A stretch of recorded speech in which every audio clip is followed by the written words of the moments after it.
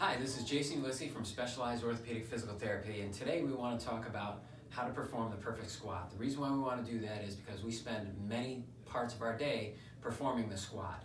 Every time we sit down in a chair, we're performing a squat, both sitting down and getting up.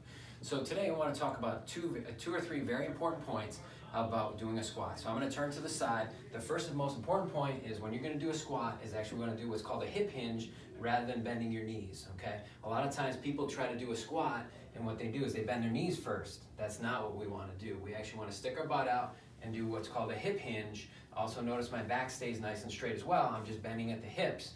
My knees are already starting to bend because of the hip hinge itself.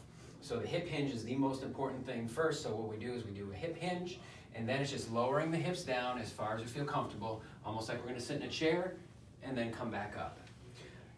Looking at it from the front, one of the most important things that we want to try to avoid happening is the knees bending in this way.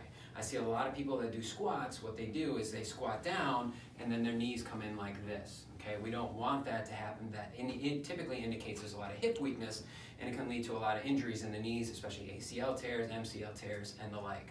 So also what you want to do is when you do your hip hinge, then also you want to push your knees outward just a little bit, so that way when you come down and do that squat and come back up, it's done with perfect technique.